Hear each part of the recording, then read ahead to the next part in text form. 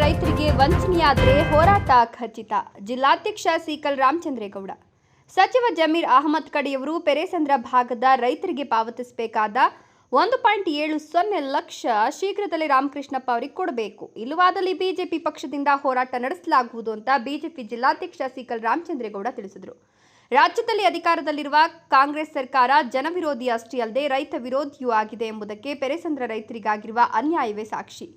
ಸಚಿವ ಸ್ಥಾನದಲ್ಲಿರುವ ಜಮೀರ್ ಅಹಮದ್ ರವರು ಸಮುದಾಯ ಪ್ರೀತಿಯಿಂದ ರೈತರಿಗೆ ವಂಚನೆ ಮಾಡ್ತಿರೋದು ಸರಿಯಲ್ಲ ಅಂತ ಆಕ್ರೋಶ ವ್ಯಕ್ತಪಡಿಸಿದರು. ಕೂಡಲೇ ರೈತರ ಹಣವನ್ನು ವ್ಯಾಪಾರಿಗಳಿಂದ ಕೊಡಿಸಲು ಕ್ರಮ ಕೈಗೊಳ್ಳಬೇಕು ಅಂತ ಒತ್ತಾಯಿಸಿದರು. ಸಿದ್ದರಾಮಯ್ಯ ನೇತೃತ್ವದ ಕಾಂಗ್ರೆಸ್ ಸರ್ಕಾರವು ರಾಜ್ಯದ ರೈತರಿಗೆ ಅವರು ಬೆಳೆದಿರುವ ಬೆಳೆಗಳಿಗೆ ಸೂಕ್ತ ಬೆಂಬಲ ಬೆಲೆ ನೀಡದೆ ರೈತರನ್ನ ಸಂಕಷ್ಟಕ್ಕೆ ದೂಡಿದೆ. ಗ್ಯಾರಂಟಿ ಯೋಜನೆಗಳ ಮೇಲೆ ದೃಷ್ಟಿಯನ್ನು ಇಟ್ಟಿರುವ ಸರ್ಕಾರ ನೌಕರರ ಸಂಬಳವನ್ನು ಸಕಾಲದಲ್ಲಿ ನೀಡದಷ್ಟು ಹದಗೆಟ್ಟಿದೆ. ಜಿಲ್ಲೆಯ ಎಲ್ಲ ತಾಲೂಕುಗಳಲ್ಲಿ ರಸ್ತೆಗಳು ಗುಂಡಿ ಬಿದ್ದು ಜನರು ಪ್ರಾಣ ಕಳೆದುಕೊಳ್ತಿದ್ದಾರೆ. ಇತ್ತ ಗಮನ ಹರಿಸಬೇಕಾದ ಜಿಲ್ಲಾ ಉಸ್ತುವಾರಿ ಸಚಿವರು, ಶಾಸಕರು ಕೈಕಟ್ಟಿಕೊಳ್ತಿರೋದು ಜನತೆಯ ಆಕ್ರೋಶಕ್ಕೆ ಕಾರಣವಾಗಿದೆ ಅಂತ ದೂರಿದರು. ಕಾಂಗ್ರೆಸ್ ಸರ್ಕಾರ ಅಧಿಕಾರಕ್ಕೆ ಬಂದ ಕೂಡಲೇ ಮುಸ್ಲಿಮರ ದೌರ್ಜನ್ಯ ಮಿತಿ ಮೀರುತ್ತಿದೆ. ಜೋಳ ಬೆಳೆದ ರೈತರ ಮೇಲೆ ನಡೆದಿರುವ ದೌರ್ಜನ್ಯ ಮತ್ತು ಅನ್ಯಾಯವೇ ಇದಕ್ಕೆ ಸಾಕ್ಷಿ. ಶಿಡ್ಲಘಟ್ಟದಲ್ಲಿ 90% ಭಾಗದ ರೈತರು ತಾವು ಬೆಳೆದ ರೇಷ್ಮೆಯನ್ನ ಇಲ್ಲಿನ ಮುಸ್ಲಿಮರಿಗೆ ಮಾರುತ್ತಾರೆ ಅಂತ ಕೂಡ ಇಲ್ಲಿ ರೈತರ ಮೇಲೆ ಮುಸ್ಲಿಂ ಜನಾಂಗದಿಂದ ದೌರ್ಜನ್ಯವಾಗಲಿ ಅನ್ಯಾಯವಾಗಲಿ ನಡೆದಿಲ್ಲ ಅಂದರು. ಜೋಳದ ರಾಮಕೃಷ್ಣಪ್ಪ ಅವರ ವಿಚಾರದಲ್ಲಿ ಜಿಲ್ಲಾ ಪೊಲೀಸ್ ವರಿಷ್ಠಾಧಿಕಾರಿಗಳು ಕ್ರಮ ವಹಿಸಿ ವಂಚಕರಿಂದ ರೈತರಿಗೆ ಆಗಿರುವ ಅನ್ಯಾಯವನ್ನು ಸರಿಪಡಿಸಬೇಕು ಅಂತ ಆಗ್ರಹಿಸಿದ್ದಾರೆ. ರೈತರಿಗೆ ಯಾವುದೇ ಒಂದೇ ಒಂದು ಪರ್ಸೆಂಟ್ ಕೂಡ ಇವತ್ತು ರೈತರ ಪರವಾಗಿ ಕಾಂಗ್ರೆಸ್ ಸರ್ಕಾರ ನಿಂತಿಲ್ಲ. ಇವತ್ತು ಕುರ್ಚಿ ಕಿತ್ತಾಟದಲ್ಲಿ ಇವತ್ತು ಹೊರಟಿದೆ. ಈ ಒಂದು ಚಿಕ್ಕಬಳ್ಳಾಪುರ ಬಯಲುಸೀಮೆದು ಕೂಡ ಮಾಧ್ಯಮ ಮಿತ್ರರು ಇವತ್ತು ಕೇಳ್ತಾ ಇದ್ದಾರೆ. ಇವತ್ತು ಎತ್ತಿನ ಹೊಳೆ ನೀರು ಬರುತ್ತೆ ಅಂತಕ್ಕಂಥದ್ದನ್ನ ಇವತ್ತು 30,000 ಕೋಟಿಗೆ ಹೋಗಿದೆ. ಅದು 2 ವರ್ಷದಲ್ಲಿ ಬರುತ್ತೆ ಅಂತ ಹೇಳ್ತಾ ಇದ್ರೆ ಅದು ಯಾವತ್ತು ಬರುತ್ತೆ ಅಂತದ್ದು ಇವತ್ತು ನಿಗದಿ ಆಗಿರ್ತಕ್ಕಂಥ ದಿನಾಂಕ ಕೂಡ ಇದಕ್ಕಿಲ್ಲ. ಕೆಲಸ ಕೂಡ ದೊಡ್ಡ ಮಟ್ಟಕ್ಕೆ ನಡೀತಾ ಇಲ್ಲ. ಈ HN ವ್ಯಾಲಿ ನೀರು ಕೂಡ 3ನೇ ಹಂತದ್ದು ಕೂಡ ಶುದ್ಧೀಕರಣ ಮಾಡ್ತಕ್ಕಂಥದ್ದು ಚಕಾರ ಎತ್ತಾ ಇಲ್ಲ. ಇವತ್ತು ಕೃಷ್ಣಾ ನದಿಯ ನೀರು ತರ್ತಕ್ಕಂಥ ಕೆಲಸನ ಮಾಡಬೇಕು ಅಂತ ಸಂಸದರು ಕೂಡ ಈಗಾಗಲೇ ಆಂಧ್ರ ಮುಖ್ಯಮಂತ್ರಿ ಹತ್ರ ಮಾತಾಡಿದ್ದಾರೆ. ಅದನ್ನು ಮುಂದುವರ್ತಕ್ಕಂಥ ಕೆಲಸನೂ ಮಾಡಿ ಮುಂದಿನ ದಿನಗಳಲ್ಲಿ HN ವ್ಯಾಲಿಯಲ್ಲಿ ಬರ್ತಕ್ಕಂಥ ನೀರು ಅವಶ್ಯಕತೆನೇ ಇಲ್ಲ. ನಮ್ಗೆ ಬರ್ತಾ ಇರ್ತಕ್ಕಂಥ ಎತ್ತಿನ ನೀರು ಬಂದು ಕೃಷ್ಣಾ ನದಿ ನೀರು ಬಂತು ಅಂತ ಹೇಳಿದ್ರೆ ಸ್ವಚ್ಛವಾಗಿರೋ ನೀರು ಬರ್ತಕ್ಕಂಥ ಕೆಲಸ ಮಾಡಬೇಕು ಅಂತ ಹೋರಾಟವನ್ನ ಮಾಡ್ತಕ್ಕಂಥ ಕೆಲಸ ಮಾಡ್ತೀವಿ.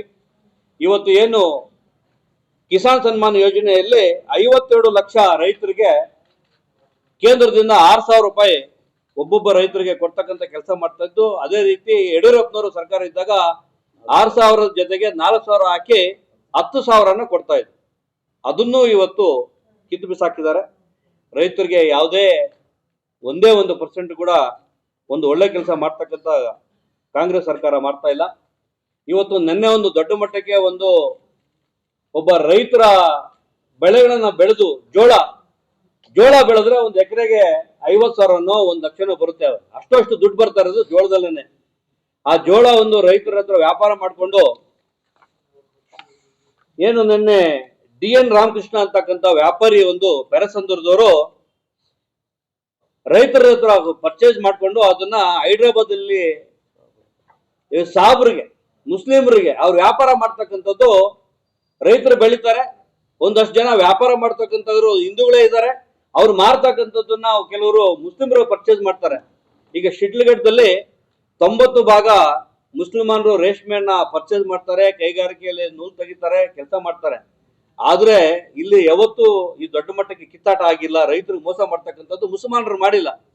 ಈ ಕಾಂಗ್ರೆಸ್ ಸರ್ಕಾರ ಬಂದಾಗಿದ್ದ ತಕ್ಷಣ ಮುಸಲ್ಮಾನರಿಗೆ ಇದ್ದಕ್ಕಿದ್ದಂಗೆನೆ ಅವ್ರಿಗೆ ಶಕ್ತಿ ಬಂದ್ಬಿಡುತ್ತೆ. ಯಾಕಂತ ಹೇಳಿದ್ರೆ ಏನಾದ್ರೂ ಮಾಡೋದು ನಡೀತದೆ ಅಂತ.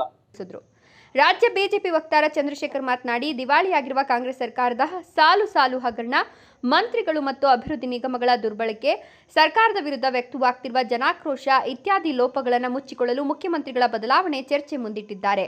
2.5 ವರ್ಷದಲ್ಲಿ ರಾಜ್ಯದಲ್ಲಿ 980 ಅತ್ಯಾಚಾರ ಪ್ರಕರಣಗಳು ವರದಿಯಾಗಿದ್ದು, ಇದಕ್ಕೆ ಪರಿಹಾರ ರೂಪದಲ್ಲಿ ಸಂತ್ರಸ್ತರಿಗೆ ನೀಡಬೇಕಾದ 37 ಕೋಟಿ ಹಣ ಬಿಡುಗಡೆ ಮಾಡಲಾಗದಷ್ಟು ರಾಜ್ಯದ ಆರ್ಥಿಕತೆ ನಾಶವಾಗಿದೆ. ಜನತೆ ಇಂತಹ ಜ್ವಲಂತ ಸಮಸ್ಯೆಗಳ ಬಗ್ಗೆ ಚರ್ಚಿಸಬಾರದು ಅಂತ ಮುಖ್ಯಮಂತ್ರಿ ಬದಲಾವಣೆ, ದಲಿತ ಸಿಎಂ ಘೋಷಣೆ ಇತ್ಯಾದಿ ಕೆಲಸಗಾರದ ವಿಚಾರಗಳನ್ನು ಹರಿಬಿಟ್ಟಿದ್ದಾರೆ ಅಂತ ಗಂಭೀರ ಆರೋಪ ಮಾಡಿದ್ರು. ರಾಜ್ಯದಲ್ಲಿ ನಾಲಾಯಕ್ ಗೃಹ ಮಂತ್ರಿ ಇದ್ದಾರೆ ಅಂತ ಹೇಳಲು ಬೇಸರವಾಗ್ತಿದೆ. ನಿತ್ಯವೂ ರಾಜ್ಯಾದ್ಯಂತ ಮಕ್ಕಳು ಮತ್ತು ಮಹಿಳೆಯರ ಮೇಲೆ ಅತ್ಯಾಚಾರ ನಿಂತಿಲ್ಲ. ಆಸಿಡ್ ದಾಳಿಗೆ ತುತ್ತಾಗಿ ನರಳುವವರ ಸಂಖ್ಯೆ ಹೆಚ್ಚಾಗ್ತಿದೆ. ಬೆಂಗಳೂರು ಹೊಂಡಗಳ ಸಿಟಿ ಆಗ್ತಿದೆ. ಹೊಂಡಗಳಿಂದಾಗಿ ತಮ್ಮತಲದ ತಪ್ಪಿಗೆ ಬೆಂಗಳೂರು ನಗರ ಒಂದರಲ್ಲಿಯೇ 17 ಮಂದಿ ಸತ್ತಿದ್ದಾರೆ. ಉತ್ತರ ಕರ್ನಾಟಕದಲ್ಲಿ ಪ್ರವಾಹಕ್ಕೆ ಸಿಕ್ಕಿ ರೈತರು, ಜನಸಾಮಾನ್ಯರು ಪರದಾಡ್ತಿದ್ದಾರೆ. ಈವರೆಗೆ ಅವರಿಗೆ ಪರಿಹಾರ ನೀಡಿಲ್ಲ. ರಾಜ್ಯದ ಎಲ್ಲ ಜಲಾಶಯಗಳ ಕ್ರೇಸ್ಟ್ ಗೇಟ್ ತುಕ್ಕು ಹಿಡಿದಿವೆ. ಜಲಸಂಪನ್ಮೂಲ ಸಚಿವರಾದ ಉಪಮುಖ್ಯಮಂತ್ರಿ ಡಿಕೆ ಶಿವಕುಮಾರ್ ಇತ್ತ ಗಮನ ಹರಿಸದೆ ಮುಖ್ಯಮಂತ್ರಿ ಆಗಲು ಹಗಲು ಕನಸು ಕಾಣ್ತಿದ್ದಾರೆ ಅಂತ ಕಾಲೆಳೆದರು. ಗ್ಯಾರಂಟಿಗಳ ಕಾರಣಕ್ಕಾಗಿ ರಾಜ್ಯವನ್ನ ಲೂಟಿ ಮಾಡ್ತಿರುವ ಕಾಂಗ್ರೆಸ್ ಸರ್ಕಾರದಲ್ಲಿ ಮಹಾನಗರ ಪಾಲಿಕೆ, ಶಾಲಾ ಕಾಲೇಜುಗಳಲ್ಲಿ ಕಾರ್ಯನಿರ್ವಹಿಸುತ್ತಿರುವ ಶಿಕ್ಷಕರ ಹಣವನ್ನ 4 ತಿಂಗಳಿಂದ ನೀಡಿಲ್ಲ. ಪೊಲೀಸ್ ಇಲಾಖೆಯಲ್ಲಿ ಡೀಸೆಲ್ ಹಾಕಿಸಲು ಹಣ ಇಲ್ಲದೆ ಬರ್ಬಾದಾಗಿದೆ. 1 ಕ್ವಿಂಟಾಲ್ ಈರುಳ್ಳಿ ಬೆಳೆಯಲು 1,500 ದಿಂದ 1,600 ರೂಪಾಯಿ ಖರ್ಚಾಗ್ತಿದೆ. ಕಷ್ಟಪಟ್ಟು ಬೆಳೆದ ರೈತ ಮಾರುಕಟ್ಟೆಗೆ ಬಂದಾಗ ಕ್ವಿಂಟಾಲ್ ಈರುಳ್ಳಿ ಬೆಲೆ 700 ರೂಪಾಯಿ ಇದೆ. ಹೇಗೆ ರೈತರು ಬದುಕೋದು? ಸಾಲಗಾರರಾಗಿ ಆತ್ಮಹತ್ಯೆ ಮಾಡಿಕೊಳ್ಳುವ ಪರಿಸ್ಥಿತಿ ನಿರ್ಮಾಣವಾಗಿದೆ ಅಂತ ಬೇಸರಿಸಿದ್ರು. 1999ರಲ್ಲಿ ಮಲ್ಲಿಕಾರ್ಜುನ ಖರ್ಗೆ ಮುಖ್ಯಮಂತ್ರಿ ಆಗಬೇಕಿತ್ತು. ಆದರೆ ದಲಿತ ಎಂಬ ಕಾರಣಕ್ಕೆ ನಿರಾಕರಿಸಿ SM ಕೃಷ್ಣ ಅವರನ್ನ ಮುಖ್ಯಮಂತ್ರಿ ಮಾಡಿದ್ರು. ಇದರಂತೆ 2004, 2014, 2018, 2023ರಲ್ಲಿ ಅವಕಾಶ ಇತ್ತು. ದಲಿತರನ್ನ ಕನಿಷ್ಠ ಉಪಮುಖ್ಯಮಂತ್ರಿ ಮಾಡಿದ ಕಾಂಗ್ರೆಸ್ ಮುಖ್ಯಮಂತ್ರಿ ಮಾಡಲ್ಲ. ಸಿದ್ದರಾಮಯ್ಯ ಅಧಿಕಾರ ಕಳೆದುಕೊಳ್ಳುವ ಸಂದರ್ಭದಲ್ಲಿ ದಲಿತ ಮುಖ್ಯಮಂತ್ರಿ ಪ್ರಸ್ತಾಪ ಮಾಡ್ತಾರೆ ಅಂತ ವ್ಯಂಗ್ಯ ಆಡಿದ್ರು. ಕಾರ್ಮಿಕ ಇಲಾಖೆಯಲ್ಲಿ 118 ಕೋಟಿ ಹಣ ದುರುಪಯೋಗದ ಬಗ್ಗೆ CAG ವರದಿಯಲ್ಲಿ ಇದೆ. ಇದರ ಮಂತ್ರಿಗಳ ಮೇಲೆ ಈವರೆಗೆ ಕ್ರಮವಾಗಿಲ್ಲ. ಶಾಲಾ ಸಮವಸ್ತ್ರ ನೀಡಲು ಸರ್ಕಾರದ ಬಳಿ ಹಣ ಇಲ್ಲ. ಕಾಂಗ್ರೆಸ್ ಶಾಸಕರಿಗೆ ಅಭಿವೃದ್ಧಿಗೆ ಅನುದಾನ ನೀಡಿಲ್ಲ. 2.5 ವರ್ಷದಲ್ಲಿ ಈ ಸರ್ಕಾರದಿಂದ ಒಂದೇ ಒಂದು ಶಂಕುಸ್ಥಾಪನೆ ಆಗಿಲ್ಲ. ಬಿಹಾರ ಚುನಾವಣೆ ಖರ್ಚಿಗೆ ಕರ್ನಾಟಕ ATM ಆಗಿದೆ ಅಂತ ಗಂಭೀರ ಆರೋಪ ಮಾಡಿದ್ರು. ನಾವು ಮಾಧ್ಯಮದಲ್ಲಿ ಪ್ರತಿನಿತ್ಯ ಕಾಣ್ತಾ ಇರ್ತೀವಿ, ನೀವು ವರದಿ ಮಾಡ್ತಿರ್ತೀರಿ. ಬಹಳ ದೊಡ್ಡ ದೊಡ್ಡ ಚರ್ಚೆಗಳು ನಡೀತಾ ಇದೆ ಕರ್ನಾಟಕದಲ್ಲಿ.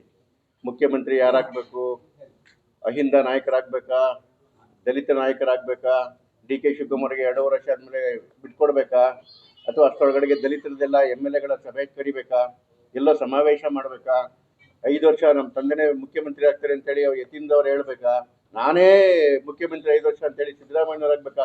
ಎಂಥ ಒಳ್ಳೆ ಚರ್ಚೆಯಲ್ಲಿ ಈ ಚರ್ಚೆ ಯಾವಾಗಲೂ ಆಗ್ತಾ ಇರಬೇಕು. ಅದೇ ನೋಡಿ, ಇವತ್ತು ಎಲ್ಲ ಮೀಡಿಯಾಗಳಲ್ಲಿ, ಪೇಪರ್ಗಳನ್ನ ಕೂಡ ಇದೇ ಚರ್ಚೆ ನಡೀತಾ ಇದೆ. ಈ ಚರ್ಚೆ ಇನ್ನೂ ಅತಿ ಹೆಚ್ಚು ನಡೀಬೇಕು ಕಾಂಗ್ರೆಸ್ಗೋಸ್ಕರ. ಯಾಕೆ ಗೊತ್ತಾ? ಈ ಚರ್ಚೆಗಳು ನಡೆದ್ರೆ ಬಂಧುಗಳೇ, ಏನು ಇವರ ಅನಾಚಾರಗಳು ನಡೀತಾ ಇದೆಯಲ್ಲ ರಾಜ್ಯದೊಳಗಡೆ, ಅವು ಕಣ್ಣಿಗೆ ಕಾಣಿಸಲ್ಲ. ಮುಖ್ಯಮಂತ್ರಿ ಚರ್ಚೆನೇ ನಡೀತಿದ್ರೆ ದಿವಸಕ್ಕೊಂದು ಕೊಲೆಗಳಾಗ್ತಾ ಇದೆ, ದಿವಸಕ್ಕೊಂದು ಅತ್ಯಾಚಾರಗಳಾಗ್ತಾ ಇದೆ. ಈವನ್ 9 ವರ್ಷದ ಹೆಣ್ಮಗು ಅತ್ಯಾಚಾರಗಳು ಕೂಡ ಆಗ್ತಾ ಇದೆ. ಇದ್ಯಾವುದು ಚರ್ಚೆಗೆ ಬರಲ್ಲ. ಈ ಮುಖ್ಯಮಂತ್ರಿ ಉಪಮುಖ್ಯಮಂತ್ರಿ ಚರ್ಚೆ ನಡೀತಾ ಇದ್ರೆ ಏನ್ ಇವತ್ತು ಉತ್ತರ ಕರ್ನಾಟಕದಲ್ಲಿ ಪ್ರವಾಹ ಆಗಿ ಇಡೀ ಏನು ಜನಗಳ ಬಾಳು ಇವತ್ತು ನರಕ ಆಗೋಗಿದೆ, ಆ ಚರ್ಚೆ ಬರೋದೇ ಇಲ್ಲ. ಇವತ್ತು ಈ ಕರ್ನಾಟಕ ಸರ್ಕಾರ ದಿವಾಳಿ ಎದ್ದೋಗಿ ಇವತ್ತು ಸಂಬಳ ಕೊಡೋದಕ್ಕೂ ದುಡ್ಡಿಲ್ಲ, ಆ ಚರ್ಚೆ ಇವತ್ತು ಬರೋದೇ ಇಲ್ಲ. ರೈತರ ಬಾಳು ಇವತ್ತು ಬೆಂಬಲ ಬೆಲೆ ಇಲ್ಲದೆ ಬಾಳು ಇವತ್ತು ನರಕ ಆಗೋಗಿದೆ, ಅದು ಕೂಡ ಚರ್ಚೆಗೆ ಬರೋದೇ ಇಲ್ಲ. 4 ತಿಂಗಳಿಂದ 4 ಪಾಲಿಕೆ ಶಿಕ್ಷಕರಿಗೆ ಸಂಬಳ ಆಗಿಲ್ಲ, ಅದು ಚರ್ಚೆಗೆ ಬರೋದೇ ಇಲ್ಲ. ಇವತ್ತು ಅಂಗನವಾಡಿ ಮಕ್ಕಳಿಗೆ ಅಕ್ಕಿ ಕೊಡೋದಕ್ಕೆ ಸರ್ಕಾರದ ಕೈಲಿ ದುಡ್ಡಿಲ್ಲ. ಏನು ಲೈಂಗಿಕ ದೌರ್ಜನ್ಯಕ್ಕೆ ಒಳಗಾಗ್ತಾರೆ ಅಥವಾ ಆಸಿಡ್ ದಾಳಿಗಳಿಗೆ ಒಳಗಾಗ್ತಾರೆ, ಅದರಲ್ಲಿ ದಲಿತ ಹೆಣ್ಮಕ್ಳು ಇರ್ತಾರೆ, ಎಲ್ಲರೂ ಇರ್ತಾರೆ. ಇಂತಹ ಮಕ್ಕಳಿಗೆ ಪರಿಹಾರವನ್ನ ಇಮ್ಮಿಡಿಯೇಟ್ ಆಗಿ ಕೊಡ್ಬೇಕ್ರಿ ಸರ್ಕಾರ. 987 ಜನ ಯಾರು ಪೀಡಿತರು ಅಂದ್ರೆ ಅತ್ಯಾಚಾರಕ್ಕೆ ಒಳಗಾಗಿರೋರು ಇವತ್ತು ಕೂಡ ಸರ್ಕಾರದ ಬಾಗಿಲು ತಟ್ತಾ ಇದ್ದಾರೆ ಪರಿಹಾರದ ಹಣಕ್ಕೋಸ್ಕರ. 987 ಜನಕ್ಕೆ ಸುಮಾರು 35 ಕೋಟಿ ರೂಪಾಯಿ ಹಣ ಏನು ಅವರಿಗೆ ಪರಿಹಾರ ಕೊಡಬೇಕಿತ್ತು. ಇಲ್ಲಿವರೆಗೂ ನಯಾ ಪೈಸೆ ಬಿಡುಗಡೆ ಮಾಡಿಲ್ಲ. ಯಾಕೆ ಅಂದ್ರೆ ಸರ್ಕಾರ ದಿವಾಳಿ ಎದ್ದೋಗಿದೆ. ಇದು ಚರ್ಚೆಗೆ ಬರಲ್ಲ. ಯಾಕೆ ಚರ್ಚೆಗೆ ಬರಲ್ಲ ಅಂದ್ರೆ ಮುಖ್ಯಮಂತ್ರಿಗಳ ವಿಚಾರದ ಚರ್ಚೆಗೆ ಅಧಿಪತಾನೇ ಇಂಪಾರ್ಟೆಂಟು, ಕುರ್ಚಿ ತಾನೇ ಇಂಪಾರ್ಟೆಂಟು. ನೋಡಿ, ಮಾನ್ಯ G. ಪರಮೇಶ್ವರ್ ಅವರು ಧೀಮಂತ ಗೃಹ ಸಚಿವ ಕರ್ನಾಟಕ, ಧೀಮಂತ ಗೃಹ ಸಚಿವರು, ದಿವಸಕ್ಕೆ ಒಂದೊಂದು ಕೊಲೆಗಳಾಗ್ತಾ ಇದ್ದೀರಿ. ನೀವೇ ಪತ್ರಿಕೆಯವರು ದಿವಸ ಅದನ್ನ ಹೇಳ್ತಾ ಇದ್ದೀರಿ. ಕೊಲೆಗಳಾಗ್ತಾ ಇದೆ, ಅತ್ಯಾಚಾರಗಳಾಗ್ತಾ ಇದೆ. ನಾನು ಆಗ್ಲೇ ತಿಳಿಸಂಗಿ 9 ವರ್ಷದ ಹೆಣ್ಮಕ್ಳನ್ನ ಬಿಡ್ತಿಲ್ಲ, ದಿವಸ ಅತ್ಯಾಚಾರಗಳಾಗ್ತಿದೆ, ದಿವಸ ಆಸಿಡ್ ದಾಳಿಗಳಾಗ್ತಾ ಇದಾವೆ. ಇದ್ರ ಬಗ್ಗೆ ಮಾತಾಡೋದಕ್ಕೆ ಪುಣ್ಯಾತ್ಮನಿಗೆ ನಾಲ್ಗೆನೇ ಬರೋದಿಲ್ಲ ಪರಮೇಶ್ವರ್ಗೆ. ಏನ್ ಮಾತಾಡ್ತಾರೆ? ಮುನಿಯಪ್ಪನವ್ರು CM ಆಗ್ಬೇಕು, ದಲಿತರಿಗೆ ಒಂದು ಅವಕಾಶ ಕೊಡಬೇಕು. ವಾರೇವಾ ಎಂತ ಚರ್ಚೆ ಪರಮೇಶ್ವರ್ ಅವರೇ. ಅದಕ್ಕೋಸ್ಕರವೇ ಕರ್ನಾಟಕ ಜನ ನಿಮ್ಮನ್ನು 136 ಸೀಟ್ ಕೊಟ್ಬಿಟ್ಟು ನಿಮ್ಮನ್ನು ತಗೊಂಡಾಗ ಕೂತಿರೋದು. ಎಂತ ಅದ್ಭುತವಾದ ಚರ್ಚೆ ರೀ ನಿಮ್ದು. Jangalahalli Ashwath, Power News 1, Chikkaballapur.